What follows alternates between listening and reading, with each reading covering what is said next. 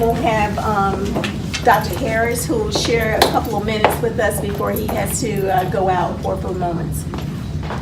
Woo! Hey, let's give them a hand. Thank you. And I'm from Wilmington, so I know about UNCW, man. Great job. I remember the history. Well, just so I can be brief, Dr. Herbert Harris, author, retired attorney. I went to school in the 60s. I entered Columbia University in New York in 1960. I was 16 years old. There were 5 African Americans in my class out of 725, and 3 of them did not make it through the first year. So 2 of us stuck, 2 of us graduated. Our experience was so negative. For 35 years, I never went back to the college. I finally went back, at least 35 years, at an event for, I think, Eric Holder. So the trauma and all that you talk about, the beauty of what you all do is that you at least have a means to handle it now.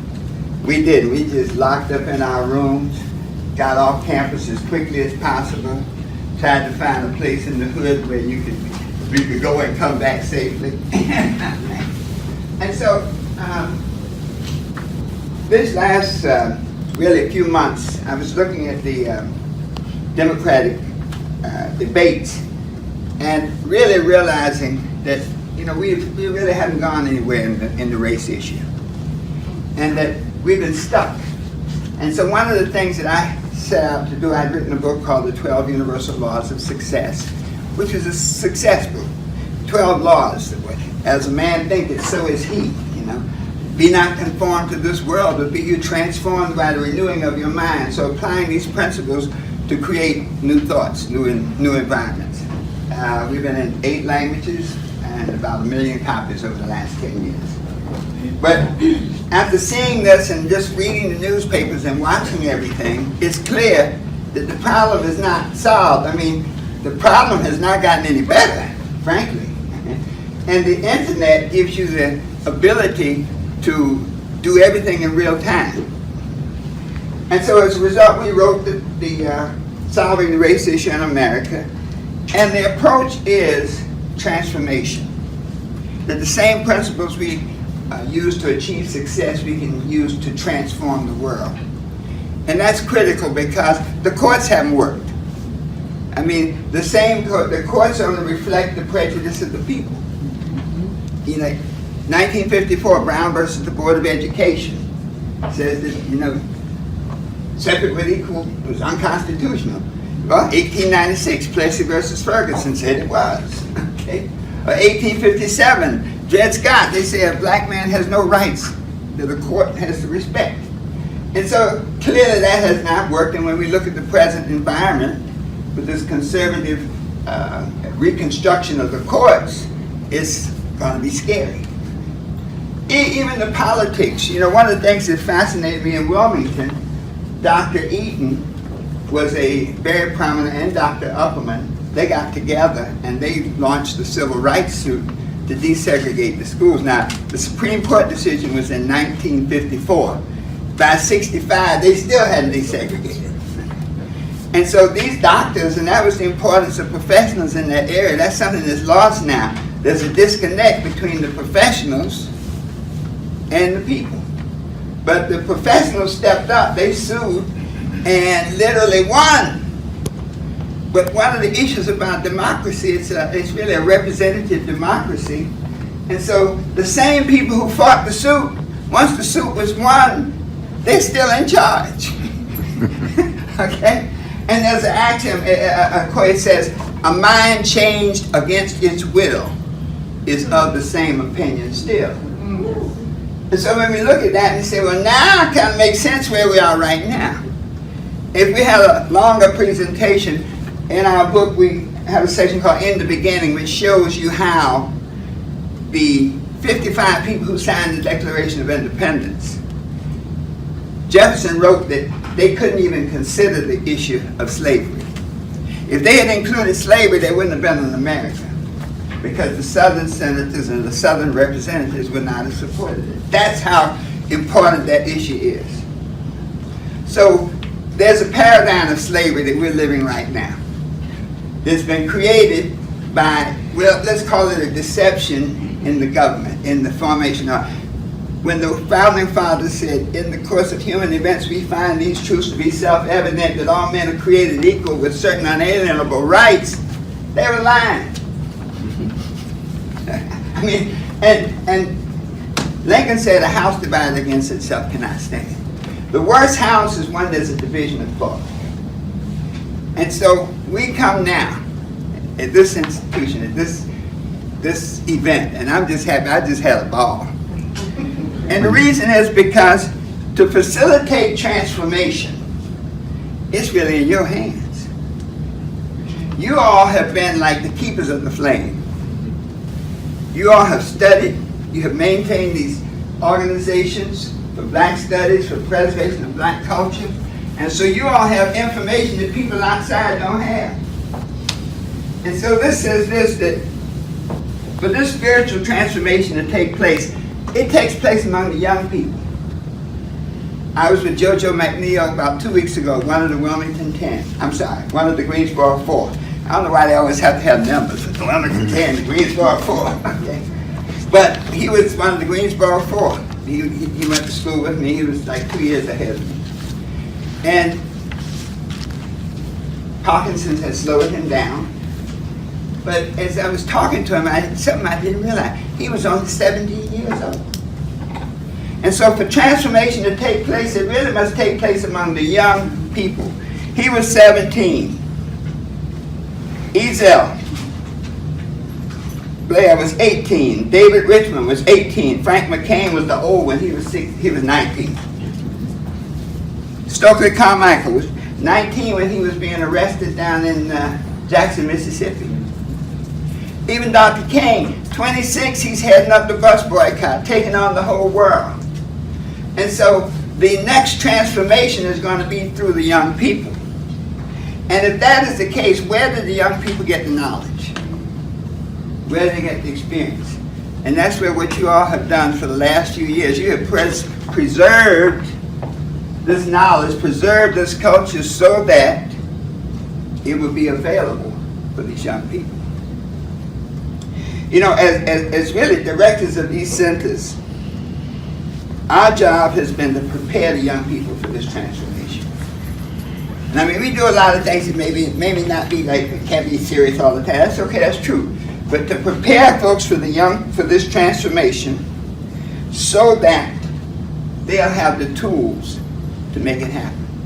When I was talking to JoJo, he was telling how Mr. Lowe had been so critical in his evolution. Mr. Lowe was his civics teacher and taught him how to bring about change. So you, I'll say, keepers of the flame, it's your job now to go forward. There's a interesting quote that I love. A fellow named Edward Markham, and he said,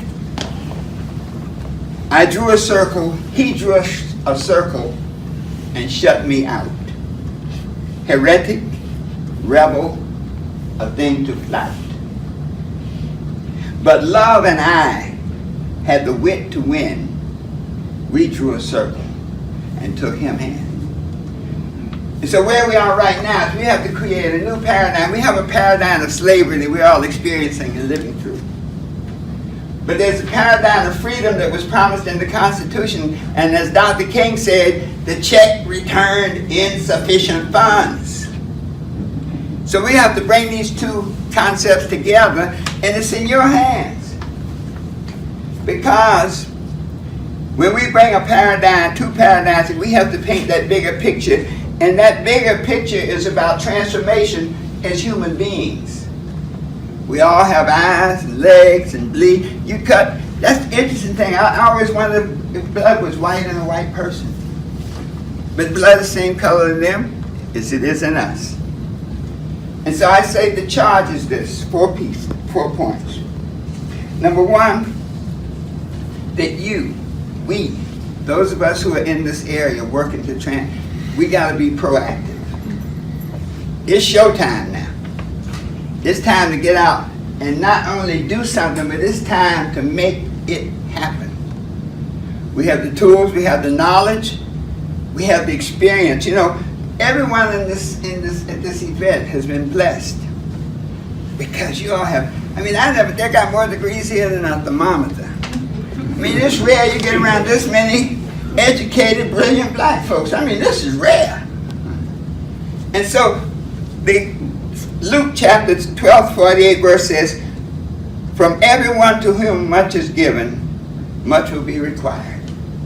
And from the one to whom much has been entrusted, even more will be demanded." And so, the work is cut out. Start number one. Be proactive. Number two, as a proactive person now, you have to, as they say, fight the good fight. I love what you're doing with the computer. We older folks got to come and meet you where you are and use your technology. I mean, it used to take us $1,000 to send out a bunch of postcards. These guys can push one button and everybody on earth knows about it. Amen. Okay? Number two, we must see the big picture. That it is a spiritual solution. It's not about guns and butter and it's a spiritual solution, a transformation of mind, knowing that when enough of us, good black people, good white people, it's going to take all of us. The abolitionists made it possible. That's right. That's right. I was looking at the film today about Cornell University, and if SDS wasn't there, ain't no telling, they really shot the building down for practice. Oh, yes. So we got to see that big picture because our young scholars need to know they can't go where they don't know. And we've been to the mountaintop, we've seen it. We ain't talking from something we read, we were there. Yes. And so now we have to show the way. And show the way in terms of that big picture. Number three, we have to be an example. See, one thing about young people is they demand authenticity. You can't front you young guys. I mean, it's amazing. I don't know if you know you have this superpower. But we got to be authentic. And so we now not only have to know the way, we got to show the way. We got to lead the way so that they can get to that next step.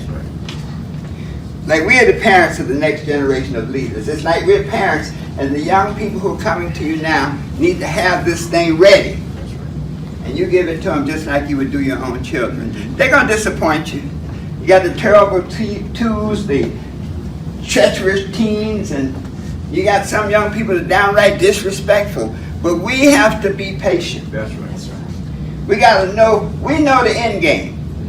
We know the big picture. Mm-hmm.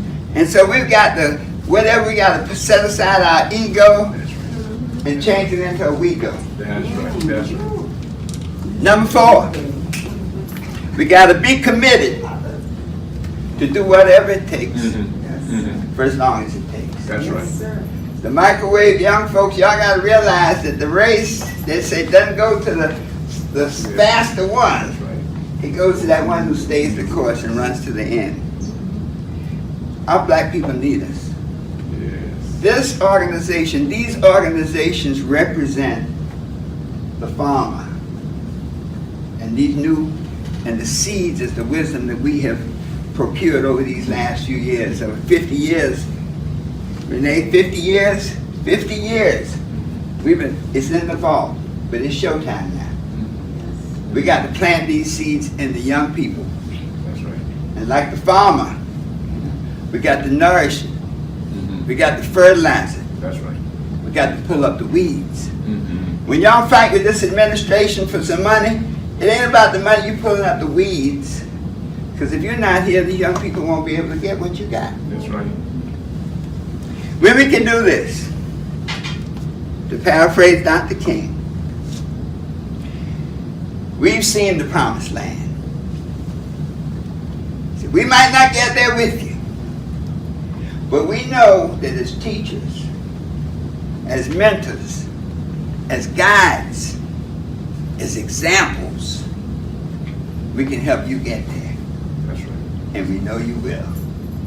And we'll all be able to do what Dr. King said. In the final analysis, we'll be able to sing that old Negro spiritual, free at last, Free at last, what? Thank God that we are free at last. Give yourselves a hand. Thank you so much.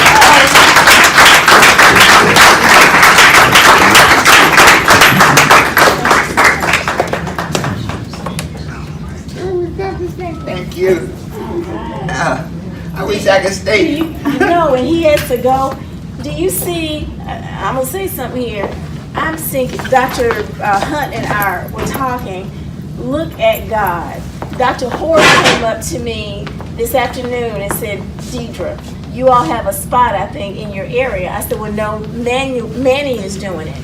So I said, but we're gonna find a way to get this gentleman in here. And when you look at the wisdom and you look at the different generations, do you see, and look how our brother, Dr. Harris, pulled everything together. Did you see that? This wasn't planned. And when he said we gotta commit, and then before we started it off saying we're gonna lead this with strategies that we can actually do, and when we come back here next year at another location in 2020, we're gonna have some strategies and keep in contact with each other throughout the year of what we're doing to connect the generations. When you said commit, I hit Dr. Hunt and said, look, strategies to connect the generations we will commit to. Not I, but we will commit to. So thank you so much for that wisdom. Woo! Can we get something real quick for you, Denise? Yes, sir. Okay. Now take a picture. Let's